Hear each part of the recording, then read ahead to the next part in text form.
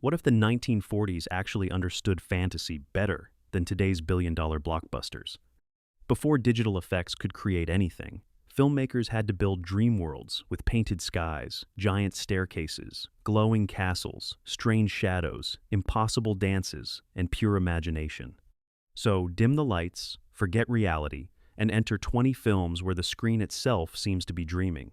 If classic movies deserve another life, hit that like button, share this video with another film lover, and subscribe to the channel. Number 20. The Red Shoes, 1948. At first, The Red Shoes appears to be a film about ballet. Then the curtain rises, the music begins, and the movie escapes the physical world. Suddenly we are no longer certain whether we are watching a stage performance, a dancer's imagination, or cinema itself breaking free from reality. Moira Shearer plays Victoria Page, a gifted dancer whose ambition attracts the attention of Boris Lermontov, a brilliant and controlling impresario. He believes serious artists must dedicate themselves completely to their work. Under his direction, Victoria receives the leading role in a new production based on the fairy tale of the Red Shoes. At the same time, she falls in love with composer Julian Craster. The conflict becomes clear. Lermontov demands total devotion to art, while Julian represents love and a life beyond the stage. Then comes the legendary Red Shoes Ballet. For an extended sequence, directors Michael Powell and Emmerich Pressburger stop treating the theater as a real location. Victoria begins dancing before an audience, but soon the walls disappear. Landscapes change in the middle of movement. Figures appear and vanish. Shadows seem to develop lives of their own. Sets transform around her with the speed of thought. The sequence does not show what a normal spectator in the theater would literally see. It shows what the ballet feels like inside Victoria's mind. That difference changes everything. One moment she seems completely in control, the next she appears trapped inside the story. The red shoes become more than costume pieces. They seem to represent the part of her ambition that refuses to stop moving. Technicolor makes the fantasy even more intense, filling the screen with deep reds, blue shadows, painted spaces, and costumes that make ordinary reality seem pale when the sequence ends. Number 19. Down to Earth, 1947.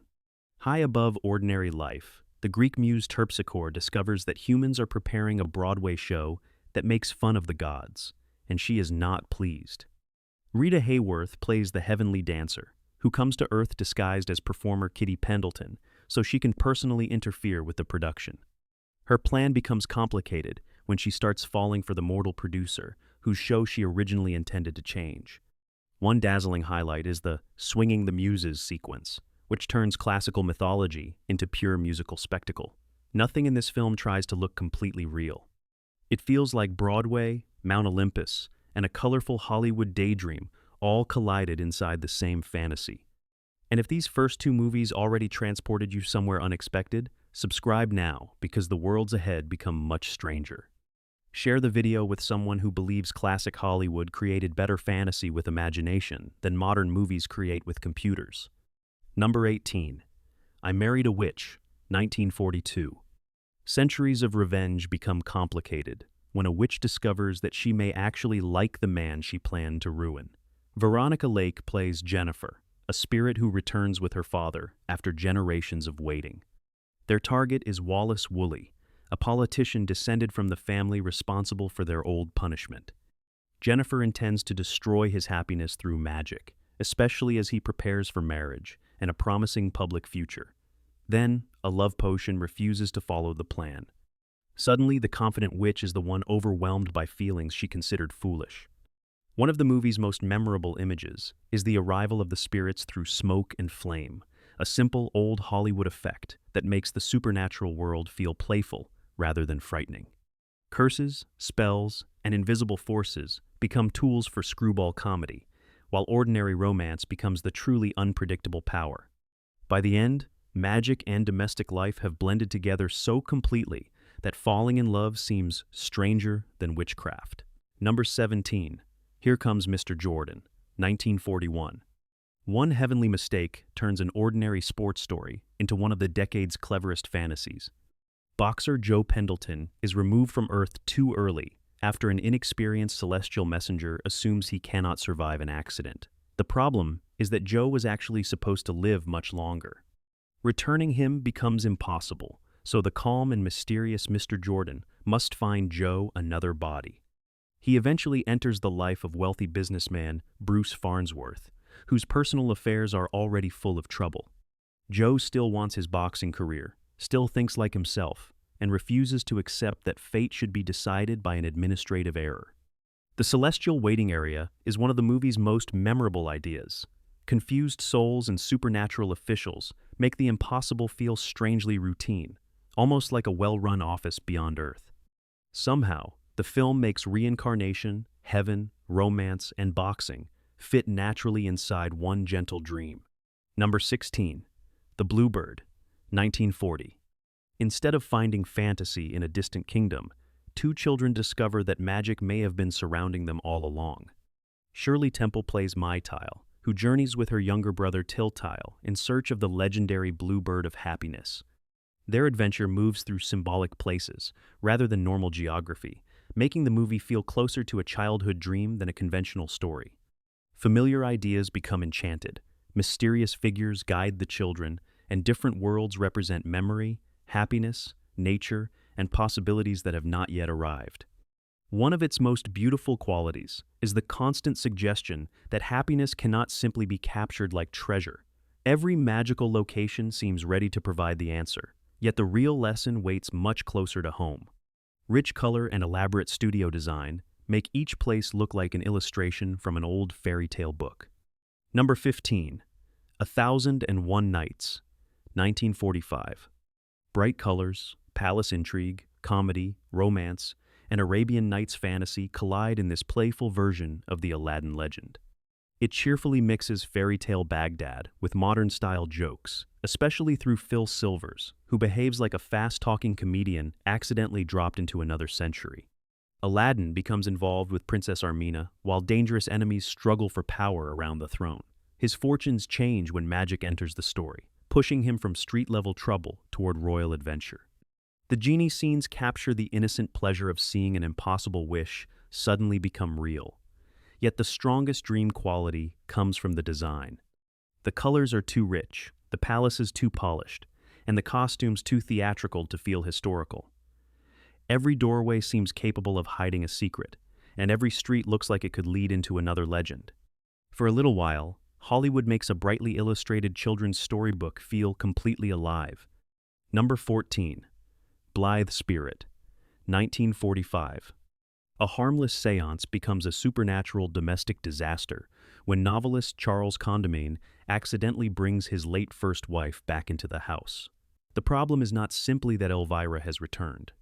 Only Charles can see and hear her, while his current wife Ruth watches him apparently arguing with empty space.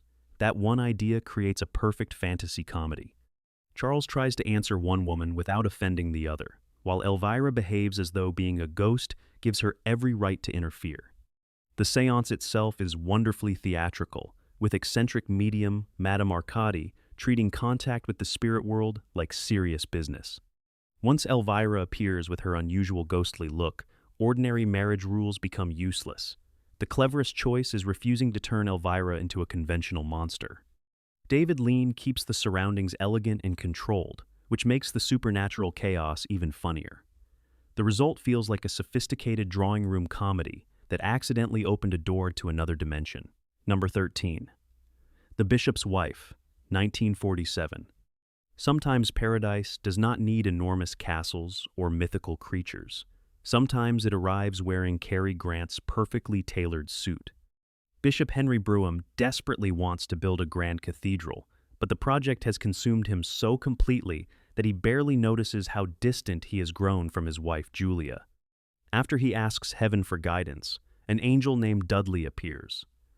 Unfortunately for Henry, Dudley seems more interested in repairing the man's life than raising money for his building.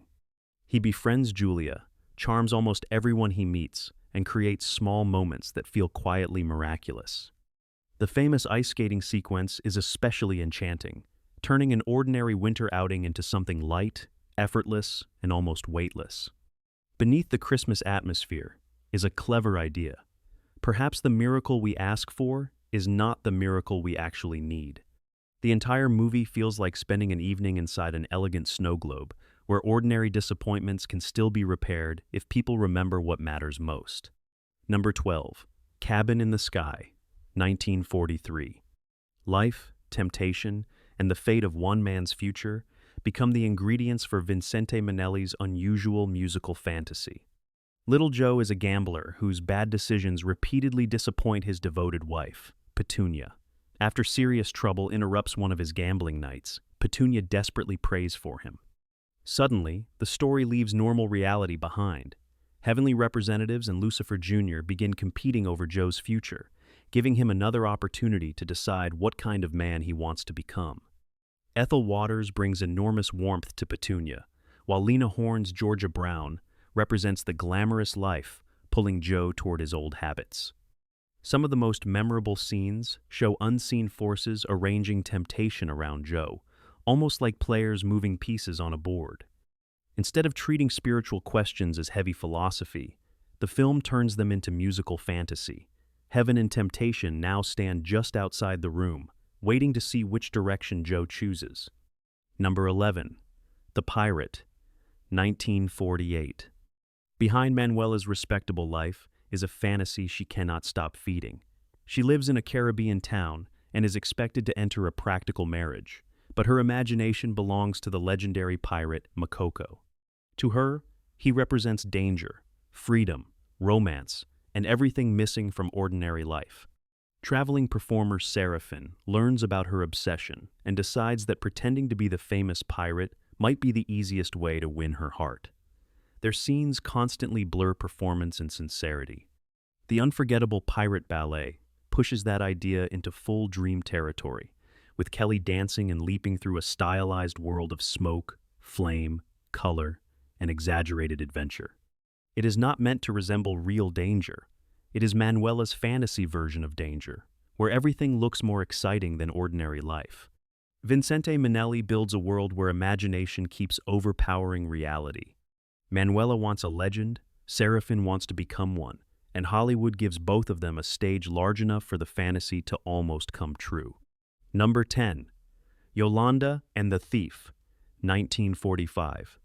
Nothing in this movie seems interested in behaving like reality, and that is precisely why it belongs here. Wealthy young Yolanda Aquaviva has grown up in a protected world where faith and privilege have kept ordinary trouble at a distance. After inheriting a huge fortune, she sincerely believes heavenly guidance will help her manage the responsibilities ahead. Con artist Johnny Riggs hears about her innocence and immediately sees an opportunity. If Yolanda expects an angel, he will simply pretend to be one. Fred Astaire plays Johnny with effortless confidence. At first, his goal is money. He plans to gain Yolanda's trust, manipulate her decisions, and disappear before she understands the trick. The trouble begins when the man pretending to belong inside her dream starts wanting that dream for himself. Johnny becomes emotionally involved, while Yolanda slowly learns that innocence and wisdom are not the same thing. Visually, Vincente Minnelli turns the fictional Latin American setting into a giant designer's playground. Streets look too clean, walls too colorful, costumes too elegant, and interiors too perfectly arranged to belong to an ordinary city. The famous coffee time sequence makes that artificial beauty impossible to ignore. A cafe becomes a geometric dance floor, and performers move across patterns with such precision that the scene feels less like normal choreography than a dream about rhythm. Number 9. The Ghost and Mrs. Muir, 1947. Most haunted house stories tell you to run the moment you hear footsteps in an empty room. This one makes the haunted house feel like the only place worth staying. Independent widow Lucy Muir moves with her daughter into Gull Cottage on the English coast, despite warnings that the house has a supernatural reputation. Before long, the reason introduces himself. The spirit of Captain Daniel Gregg still considers the cottage his home. Their first meetings are not romantic. Gregg is loud, stubborn, proud, and deeply annoyed that strangers have entered his private space. Lucy refuses to be frightened away. Instead of a terrified woman running from a ghost, we get two strong personalities arguing over furniture, privacy, money, and who truly belongs in the house. Slowly, irritation becomes respect, and respect becomes something more difficult to define. Rex Harrison gives Greg enough rough humor to make him feel human, while Gene Tierney makes Lucy intelligent and quietly brave. The supernatural element works because the movie rarely treats it as spectacle. Greg often seems to emerge naturally from darkness, almost like a memory entering Lucy's thoughts. That subtle approach makes their relationship feel more dreamlike than any giant effect could. One of the most memorable stretches comes when Greg helps Lucy write a book based on his life at sea. He dictates while she writes, and their impossible partnership becomes strangely domestic. The book gives Lucy financial independence, but it also deepens the bond between two people who can never share an ordinary future. Number 8. Portrait of Jennie, 1948. A struggling painter walks through wintertime New York and meets a girl who should not exist. Joseph Cotten plays Eben Adams, an artist with talent but little success. His work seems technically capable, yet it lacks the emotional spark that makes people stop and feel something. Then, during a cold day in Central Park, he meets Jennie Appleton. At first, she appears to be a young girl. She speaks about places and events with unusual certainty, then disappears. When Eben meets her again, something is wrong. Jennie has aged much faster than time should allow. Each meeting brings her closer to adulthood, while Eben becomes increasingly fascinated by the feeling that she somehow belongs to another period. The mystery deepens when he checks the details she gives him. Schools, theaters, names, and old records suggest that events Jennie describes happened years earlier. Instead of turning the idea into a simple mystery, the movie allows uncertainty to remain. Is she a ghost, a memory, a miracle, or something that cannot be explained by normal time? Visually, the film makes New York seem unreal. Soft images, shadows, filtered photography, and carefully arranged backgrounds make Central Park look like an old painting. The city is recognizable, but it feels distant, as though Eben is wandering through somebody else's memory. The most spectacular section arrives near the end, when a powerful storm surrounds the lighthouse connected to Jennie's past. Wind, water, darkness, and desperation transform the movie into an expressionistic nightmare as Eben tries to reach her. Then there is the portrait itself. His painting of Jennie becomes the emotional center of his career and the story. When the finished image is finally revealed with a burst of color, it feels like a door opening after a long dream in muted shades. The film never gives a comfortable explanation, which is exactly why it stays in the mind. It feels like falling in love in a dream and waking up determined to prove that the person was real. Number 7. Spellbound, 1945. Few directors could turn the human mind into a suspense movie like Alfred Hitchcock, but even he wanted something more unusual when the story entered an actual dream. Ingrid Bergman plays psychiatrist Constance Peterson, whose controlled life changes when a new doctor arrives at her institution. Gregory Peck appears as doctor. Anthony Edwards. Yet almost immediately, something feels wrong. His memory is unstable, his behavior is nervous, and certain visual patterns create reactions he cannot explain. Constance eventually realizes that the man may not be Edwards at all. He is suffering from memory loss and carrying intense fear connected to something buried in his past.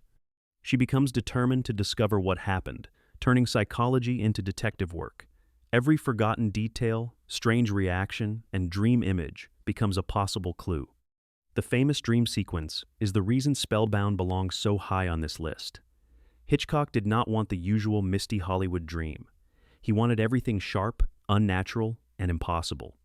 Salvador Dali helped design the imagery, and the result looks like a surreal painting given movement. Giant eyes stare from curtains, scissors slice through painted eyes, long shadows cross straw, strange spaces. Objects appear meaningful even when their connection is unclear. For several minutes, the movie stops behaving like a normal thriller and lets us walk through somebody else's subconscious. Better still, the strange images actually matter. Constance studies them like evidence. A slope, a building, a repeated shape, or an unusual object may point toward real places and forgotten events. Fantasy becomes a coded message from the part of the mind that remembers what the conscious person cannot. The film's ideas about psychiatry belong to another era, but its visual imagination remains powerful. Snowy landscapes, dark rooms, romantic uncertainty. and that unforgettable Dali-inspired dream create the feeling that truth is hidden behind a curtain inside the mind. Sometimes, Hitchcock suggests, the only way to find reality is to enter the dream first. Number 6. The Secret Life of Walter Mitty, 1947. For anyone who has ever stared out a window and invented a more exciting version of themselves, Walter Mitty may feel dangerously familiar. Danny Kaye plays a mild man whose everyday life is controlled by routines, responsibilities, and people who speak louder than he does. He works in publishing, obeys an overbearing mother, and rarely receives the chance to feel heroic. His escape is imagination. Whenever reality becomes boring or uncomfortable, Walter disappears into a daydream. Suddenly, he is not nervous at all. He becomes a fearless pilot, a brilliant surgeon, a sophisticated gentleman, or a daring adventurer who always knows exactly what to do. Kaye makes each fantasy version of Walter feel different through posture, voice, and exaggerated confidence. The ordinary man vanishes, replaced by someone who seems certain the world was built for him. Then, reality begins behaving like one of his fantasies. Walter meets the mysterious Rosalind Van Horn, played by Virginia Mayo, and becomes involved in a real conspiracy, involving hidden information, suspicious strangers, and danger. Because Walter already has a reputation for disappearing into his imagination, nobody wants to believe him when he claims the adventure is real. That creates the movie's best joke. After spending years wishing his fantasies would come true, Walter discovers that real adventure is far less convenient than imaginary adventure. The dream sequences are funny, but they also reveal something deeper. Walter is not simply escaping life. He is rehearsing qualities he wishes he possessed. Inside his mind, he is confident, brave, admired, and decisive. Once genuine trouble appears, some of those imagined qualities begin entering the real Walter. That gives the movie a satisfying emotional shape. The fantasy world does not replace reality forever.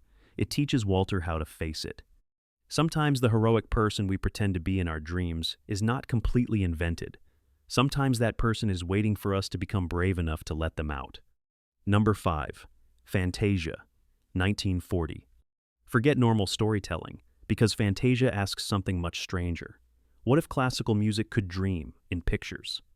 Walt Disney's experimental animated feature combines famous compositions with completely different visual worlds, moving from abstract shapes to dancing flowers, prehistoric landscapes, comic magic, mythology, and supernatural darkness. No single hero carries us through the film. The orchestra plays, the screen responds, and music itself becomes the guide. The opening passages barely resemble conventional animation. Shapes, colors, shadows, and moving forms appear as visual responses to sound. The movie does not always ask what is happening. It asks what the music looks like inside your imagination. That was a bold idea in 1940, and parts of the film still feel experimental today. Then, the Nutcracker Suite transforms nature into a ballet. Tiny fairies move across leaves, flowers begin dancing, mushrooms perform like little stage characters, and changing seasons seem controlled by rhythm. Dialogue would almost ruin the spell, because movement already explains everything. The most famous sequence is The Sorcerer's Apprentice. Mickey Mouse uses magic he does not understand because he wants an easier way to complete his work. He enchants a broom to carry buckets of water, proudly falls asleep, and dreams of commanding enormous forces. When he wakes, the broom has not stopped. Soon more brooms appear, water floods the space, and Mickey's fantasy of effortless power becomes complete chaos. The image of him desperately trying to control borrowed magic became one of animation's defining moments. Later, the tone changes again. Dinosaurs cross a prehistoric landscape. Number 4. The Thief of Baghdad, 1940. Long before fantasy cinema had digital kingdoms, filmmakers created impossible worlds with models, painted backgrounds, giant sets, clever camera tricks, and extraordinary confidence. The Thief of Baghdad remains one of the best examples. From the moment its adventure begins, the movie keeps asking what new wonder it can place on the screen. Young thief Abu becomes the loyal companion of the deposed King Ahmad, who has been betrayed by the sinister Jafar. Ahmad wants his kingdom back and loves a princess who has also become part of Jafar's plans. Their journey moves through imprisonment, escape, magic, dangerous creatures, and locations that seem designed from childhood imagination rather than geography. The film makes no serious attempt to create a realistic Baghdad. Palaces stand against painted skies, costumes glow with impossible color, and streets resemble enormous theater sets. That artificial quality is exactly what gives the movie charm. Every doorway could hide magic, and every horizon seems capable of producing another adventure. One unforgettable scene arrives when Abu releases a gigantic genie from a bottle. The genie towers above him, making the young hero look tiny. For audiences in 1940, the scale must have seemed astonishing. Today, the handmade effect remains beautiful because you can sense the filmmakers physically constructing an illusion rather than asking a computer to create one. The wonders keep coming: a giant spider, a magical jewel, a flying carpet, and a mechanical flying horse. The movie won Academy Awards for special effects, color cinematography, and art direction, but awards explain only part of its appeal. The real magic is the sense of innocence surrounding each impossible idea. Number 3. Beauty and the Beast, 1946.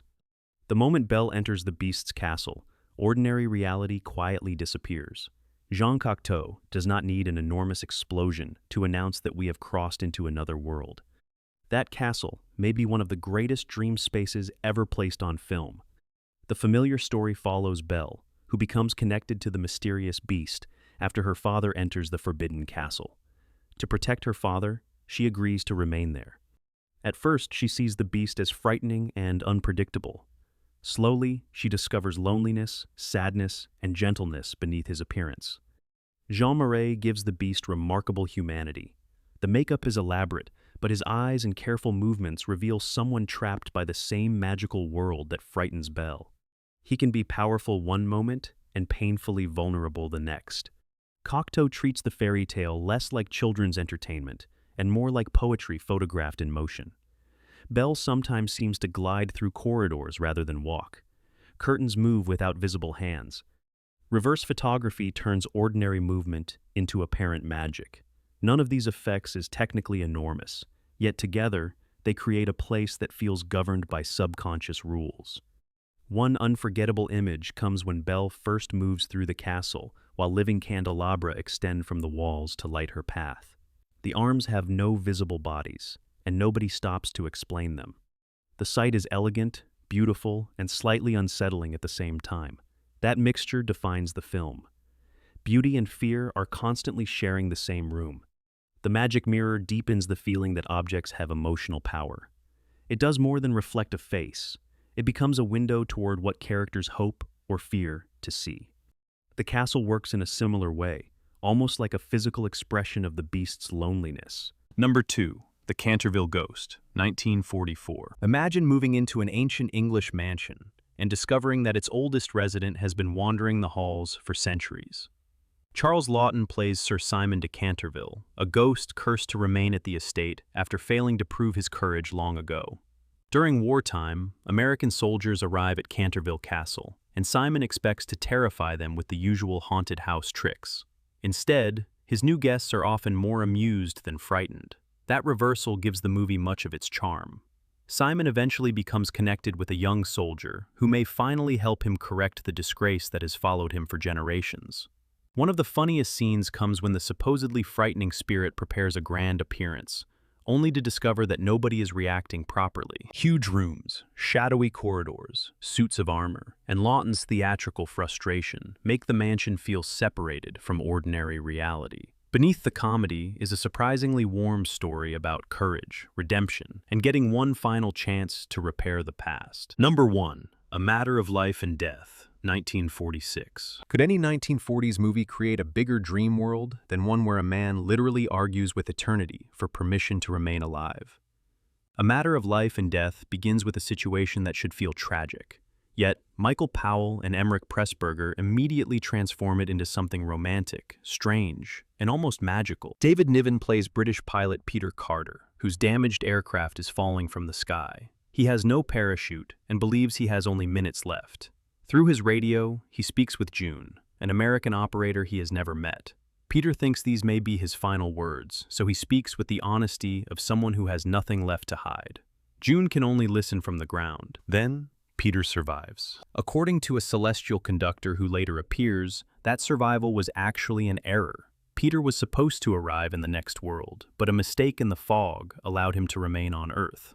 During the extra time he accidentally receives, Peter meets June in person and falls in love with her. Peter argues that because he was allowed to live long enough to form a genuine connection, taking him away would be unfair. He demands an appeal. The most famous invention is the enormous moving staircase connecting Earth with the other world. It seems to stretch endlessly through a space that feels both mechanical and supernatural. Peter is also suffering from a medical condition, and the supernatural visions may be experiences created inside his injured mind. Doctors are treating him while he believes he is fighting a case in another dimension. The film never destroys its mystery by forcing the audience to choose. Both possibilities are allowed to exist. So which dream world would you enter? Cocteau's enchanted castle, the impossible ballet of the red shoes, Walter Mitty's imagination, or that giant staircase beyond Earth? The 1940s proved that fantasy never needed perfect technology, only filmmakers brave enough to make impossible ideas beautiful. If you enjoyed this journey, like the video, subscribe to the channel, and tell us which forgotten 1940s movie deserves a place in Part 2.